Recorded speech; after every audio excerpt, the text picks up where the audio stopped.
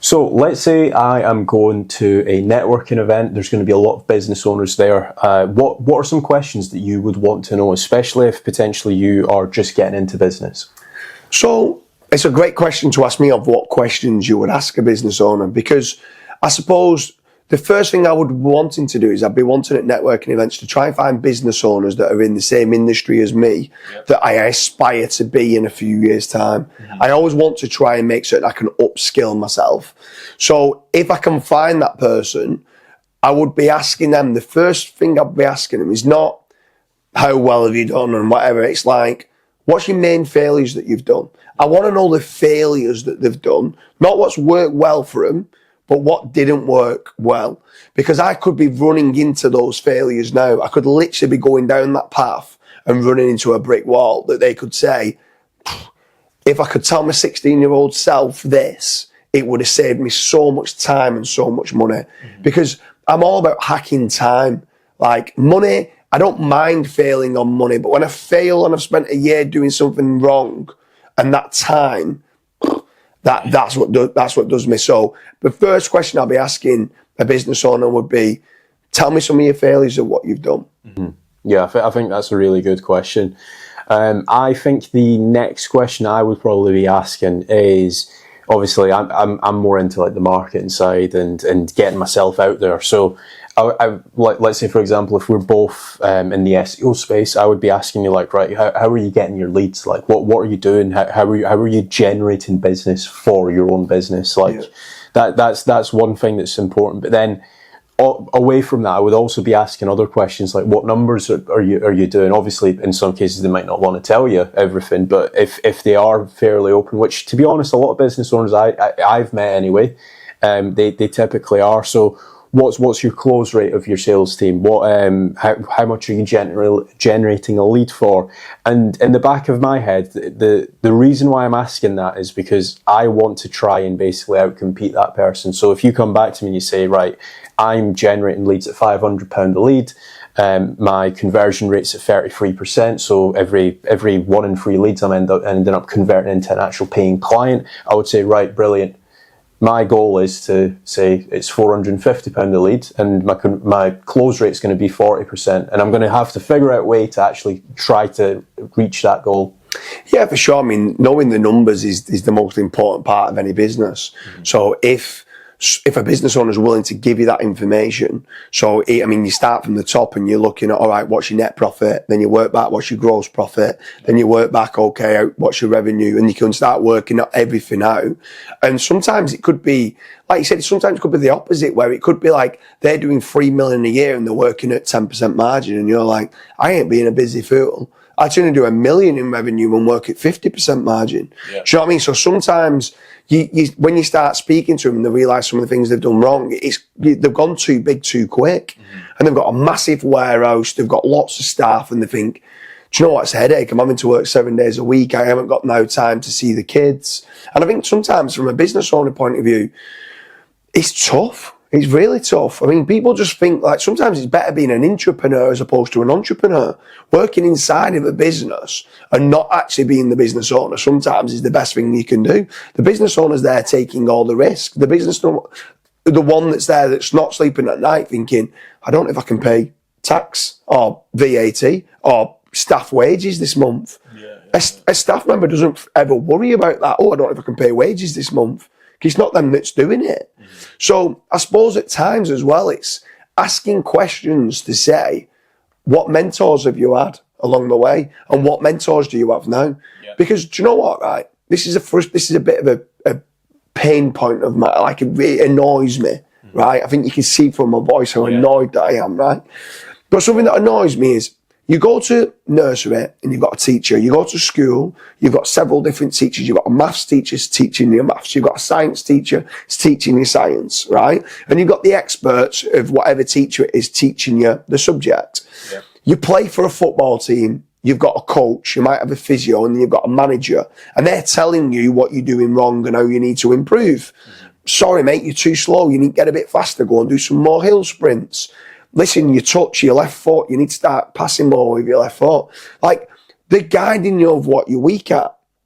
You get into business, no one wants to coach. No one wants someone like you at the top. If you're the entrepreneur and you're the business owner, who's asking you? Who's making you responsible for your decisions? No one, because you're at the top, and a member of staff's not going to start challenging what you're doing. Or, I mean, if you do, you've got a great member of staff if they're going to do that. So what mentors have you got? A really valuable question. And you don't need just one mentor. Get a few mentors. Like, you won't go to your maths teacher to train you up about science. You won't go to your science teacher to go and do your PE. Do you know what I mean? You have people who are experts in certain fields. So what mentors do you have? And one of the main mentors that would be getting yourself a good business advisor who's going to help you with regards to tax relief, tax savings. That's another part that people don't really talk about enough, is not just about how much money you're making, but once you've then made a lot of money, how can I pay the minimum amount of tax possible legally? Do you know what I mean? So then having a tax specialist who can come and look to say, look, you can save money by doing X, Y, and Z. Oh, by the way, did you know there's a rebate here on tax to do with R&D, tax relief and stuff like that? So a good mentor and a good business advisor is definitely a question I'd be asking a successful business owner. Yeah, I think you touched on a few points there, but the next question I would probably be asking is what their goals are. Like, in some cases, some people have short-term goals. In some cases, they have long-term goals. In other cases, they have both. And I would want to know where they kind of see themselves in 3 or 6 or 12 months' time. I know it's the typical job question whenever you're hiring, like, where do you see yourself in 5 years' time? But when you're asking a business owner, their goals typically aligns with the actual business, and especially like the example that I was saying before, if we're both in SEO space, I can then understand, right, okay, why has he got that goal? Oh, right, because he's converting the leads at this percentage, or he's upping his spend in 3 months' time from, let's say, £5,000 a month to £10,000 a month. So knowing what their goals are is important. Yeah, I think the other big one that you touched upon, leads, but we need to expand on this a little bit more, because, like, when you speak to a business owner, they'll know, a successful business owner will know the lifeblood of any successful business is a consistent flow of quality inquiries, right? So you touched upon how you're generating the leads. But my next big question would be from that. So my question to the business owner would be, what's your lead magnet, right? What's the thing that gets them in to get them to purchase something, right? What tripwire marketing or scarcity marketing are you putting in place to get them from not just how many leads are you generating, but get them to purchase something, to get them in? Or it could be the lead magnet that gets them within an email funnel, or they're subscribing to you to the YouTube so you can warm up on there, or they're following you on Twitter. And then you're then nurturing those leads along the way to become a cold lead to a paying customer.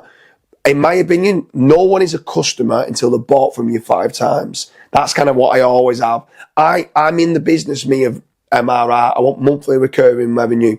That's where I'm at. So I want to try someone initially, maybe a tripwire marketing, $1 for the first month if I'm doing a monthly subscription, right? $1. If they can't pay $1, I don't want them as a client, right? But they do them for the $1. They see I want to bombard them with like lots and lots of quality, and they're like, okay, this is amazing. They're going to start renewing at full price month number 2, month number 4 or 5, and now starting to make profit on that client. So what's their lead magnet and how they're nurturing the leads? And there's lots of probably other questions literally to do. We could do a whole video on what you ask your lead generation companies and stuff like that. So like, but in general, like what is it that makes them the initial customer to get them on board? Yeah, definitely. I think the next question I would probably ask would be, what's the actual end goal with the business? Because in some cases, especially in the SEO space, people actually build up an SEO agency and then they end up selling it. And I would want to know why they like, if say for example they do want to sell that business in 2 or 3 years' time. What's the thought process behind that? Is it because they think that it's a dying industry? Do they potentially see like a shoulder niche which is like a little bit more profitable and they want to get into that space? So that would be another question as well. I think the next question I'll be asking a business owner is, how many staff do you have? What employees? Like, what does your infrastructure look like? How many middle managers do you have in place? Do you have all in-house staff in the office? Do you have people that work remotely from home? Do you have virtual assistants abroad? Like, what does your staffing look like? How many staff do you have? And then the next question I'd be asking the business owner would be to do with wages. How much are you paying your middle managers? How much are you paying the people on the ground, the technicians doing the work? Why are you outsourcing to the Philippines? Why are you outsourcing to South Africa? Why are you outsourcing to Bangladesh? Wherever they're getting the virtual assistants from. They're all different things. If what's the makeup of the business? How does that look? And then do I want to make it look that way? Or do I want to go, I want less staff than that? Yeah, definitely. I think the next question that would probably be the follow up to that is like SOPs. Like what have you got as an SOP? Have you got any SOPs? Yeah. Typically speaking, if a company is outsourcing to all of like Philippines and Vietnam and stuff like that, they will probably have some form of SOPs in place. And then also, how are you keeping the staff accountable?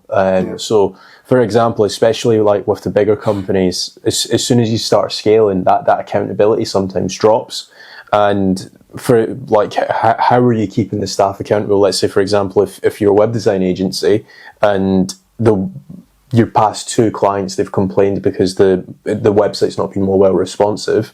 Who's accountable for that? Is it the person in-house in your actual staff, or is it potentially like an outsourced VA that you've outsourced the work to? So I think that's the next question I would be asking. Yeah, another question I'd ask a business owner, and this is the tricky one, and I'll probably do this after I've got to know them a little bit more, probably in the bar with them, they've had a few drinks, and I look at them straight in the eye and I'd say to them, are you happy? Yeah. Because, like, what is success? Is it how much money you've got in the bank, or is it, are you happy? And for me, success forms part of happiness. And they might turn around and go, do you know what, mate? I'm working 7 days a week. I've missed my kids growing up. No, I'm not very happy. And then you start to go, actually, I was aspiring to be like him because he's got a really successful business. But now he's telling me he's really unhappy. So the way he set things up isn't good. And then from that, then I'll be like, why are you not happy? This is if he's saying he's not happy. Why are you not happy? And it might be he's working too hard. Okay, I need to understand how to delegate tasks more, which way you spoke about SOPs. So how many SOPs could I improve on my SOPs? And could I hire from the founder? Could I hire a CEO, a CFO, a CTO, a CMO? Do you know what I mean? So like, I've got someone, a CTO dealing with my technical. I've got a CMO dealing with marketing. I've got a CEO who's running whole of business. I've got a CFO that's dealing with my finances. That's all like further down the line. That's big corporate type businesses. Mm-hmm. But can I start working on the business, not in the business? I don't want to be wrapped up in day-to-day problems with customers. I don't want that in my life. Yeah. So a big question would be up to do with happiness. Mm-hmm. And a follow-on from that is that if he says, yeah, I'm really happy, I'll be like, right, great. I maybe do aspire to be him, because not only has he got a successful business, he's got time to see, he's a good parent, or like he's got time to see friends, he goes out partying, he goes out having a good time, he goes on many holidays. So he's got this being able to step back and have fun and enjoy the journey. The other question I would ask is whether he's happy or unhappy is, are the staff happy? How long have the staff been with you, right? Because what's difficult, right, a lot of the time with SEO, right, being a good example, the SEO is quite simple. Content, links, topical authority, good quality technical work. And if you're not ranking, you might need better content or more topical authority or more backlinks. Yep. That bit's pretty simple. Implementing it with staff who then care about the business and they're not rushing, oh, it's 3:30 on a Friday going, I'll just quickly get AI to write this piece of article, right? Who actually care about what they're doing in the output. Are the staff happy, right? And if they're not, what have they done to make, or if they are, what have they done to make them happy? Have they got like what I call as being a cultural architect? Who's dealing with the culture within the business? How are you maintaining the staff to be happy? Pretty much all staff want pay rises. And they want pay rises probably once every 6 months. Just naturally, just always want pay rises. Sometimes, 99% of the time, they don't deserve it, right? A good business owner will give them a pay rise when they deserve it, right? And sometimes the output of what you're getting, it's just like, sorry, you don't deserve all these pay rises as well as bonuses as well as this. So how can you keep their expectation that the employees are still happy and they feel they're part of the team and stuff like that? And I think happiness is another big part of asking from a question point of view to a business owner. Yeah, definitely. Is there any other questions that you'd be asking? I think we've touched upon everything there. I think generally what happens is when you start asking questions to a business owner, it just starts to flow. Mm-hmm. You're talking about the profitability, you're talking about the happiness, you're talking about the staff. You then start to ask questions like, well, why have you got so many staff? Why are you not outsourcing to the Philippines? I didn't even know what a VA meant. Yeah. Do you know what I mean? Like, so then you start talking about VAs more. You can then start digging into it a little bit more. It could be when you're talking about the leads, right? We've not really spoke about what different types of marketing you can do. So underneath the CMO bracket, all right, not just how many leads you're generating, how are you generating those leads? Is it SEO? Mm-hmm. How does your SEO look? But you're spending all your money on PPC and you're not spending anything on SEO. Oh, I don't really know what I'm doing. Get us up your site. You don't do any internal linking. Yeah. You're spending all this money on digital PR. You're not doing any internal linking. You've not even got your address and your phone number. There's no EAT signals. There's lots of things that you could dig deeper in depending on how the topic of conversation goes. Mm-hmm. Do you know what I mean? Like, we could sit there all day on what type of leads are being generated, or within technical, like, you could look at certain things and why are you using that CMS system? What, you've gone and got a web development company to build you a bespoke system. Well, what happens if they fall under a bus tomorrow? You've got a single point of failure. You shouldn't build anything with a single point of failure. So I think the questions to a business owner just start to flow. I think you've gone through and touched upon majority of the questions you'd ask, and then after that, things just start to progress from there. Yeah, definitely.